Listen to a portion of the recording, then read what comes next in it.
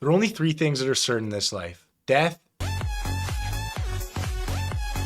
taxes, Government is a greedy piglet that suckles on a taxpayer's teat until they have sore, chapped nipples. and us buying the new Call of Duty every year. Let's look how Call of Duty weaponized one of our favorite emotions to buy the new MW3: nostalgia.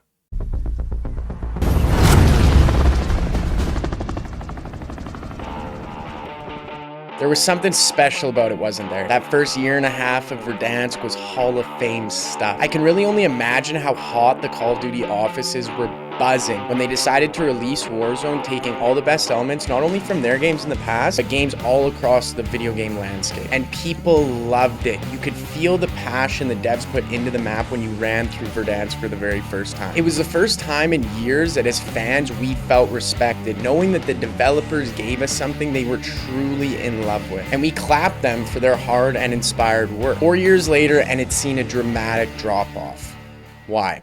I believe it's that phenomenon that we all experience in our own lives, whether it's with our friends, our family, our own careers. Time passes and we lose focus. So we need a slap in the face to wake up. Let's assume the devs are slapping themselves in the face and saying, guys, Warzone is really faltering. What can we do? First thing they need to remember is there is supposed to be a difference between resurgence and a traditional battle royale. They're getting swayed because people love resurgence and now they're making battle royale the exact same thing. It's kind of like dessert. You know, dessert is good to have, but you don't serve it as a main course. But unfortunately right now with Call of Duty, that's what's happening. In this new Warzone edition, your life doesn't mean anything. Gone are the days of anxiety trying to survive, because now we have endless ways to get back into the fight. There's way more money on the map, deployable buy stations, redeploy flares, way more gulag re-entry kits. The immediate payoff is nice because you're not sitting as long, but over time you're gonna start to think to yourself, this just doesn't feel like Warzone.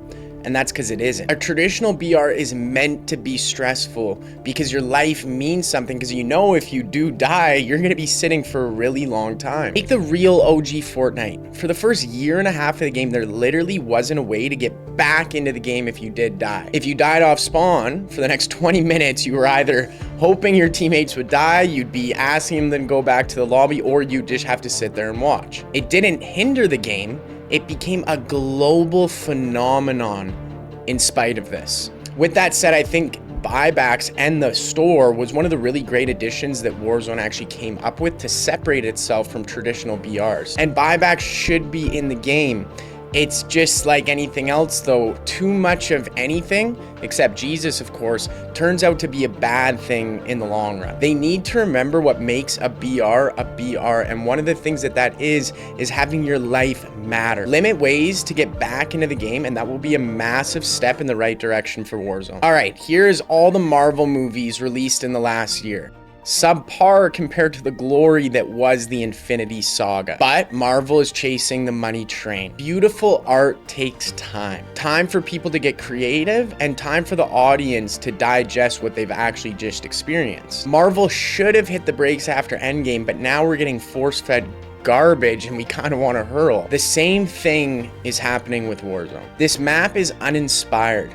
When you survey it, nothing strikes you. None of the POIs have landmarks that even make them recognizable. In contrast to Verdansk, which had places like hospital and stadium. In this new Warzone, where they didn't have ideas for parts of the map, it seemed like it was just an open space that they left. They gave us a new jungle gym that's ugly to look at and sucks to play in. If you've had the feeling that you aren't dropping into a real breathing war zone, this might be one of the reasons why. But now we as players need to take a little bit of accountability. They pump out a rush product because we want more and more cake, when we should thank them for the good product and wait patiently for the next one. Look at God of War, Zelda, Elden Ring, all these massive games that are amazing and people love, and their sequels take years. Sometimes 5 years. If you get bored, try multiplayer, zombies, the campaign, go to the gym, read a book. We need to give the developers more time to be creative. Will this happen? Probably not. So it leaves us in a difficult position. If they want to keep pumping out bad product like an assembly line, then all you can do as a fan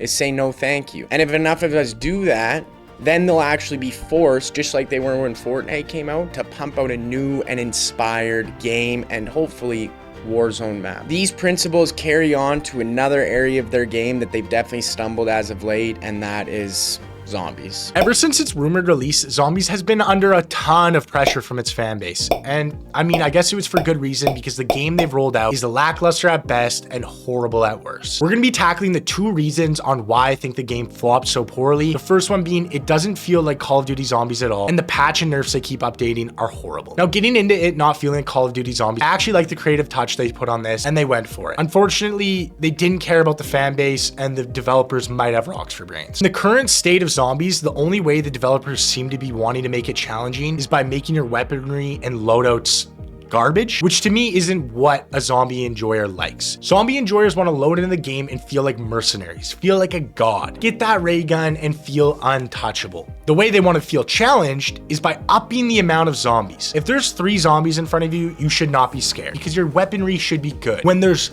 30,000 zombies in front of you, that's when you're challenged. That's when you're on the edge of your couch. But for some reason, the developers' big brain play here was to make sure that all the weaponry sucks. A time they actually executed this fairly well was with Cold War and the Outbreak mode. It was a sandbox-like game mode with no time limit, and you could hoard up and still feel powerful with the weaponry you had. Now, getting into one of the major problems is this time limit. I don't understand why they thought the time limit would help it. To feel enthralled in this game currently, you have to pick up a contract and throw a decoy grenade at your feet, or go run around playing hide and seek looking for zombies, because just the lack of them around the map is actually astonishing to me. Now that we've ironed out that what makes a good zombies game good is the amount of zombies.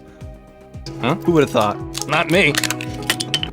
Let's get into our next point here, which is the servers. Right now, they can't differentiate between a disconnection error and you straight up dashboarding. So it just eliminates your goods because it thinks you're dashboarding.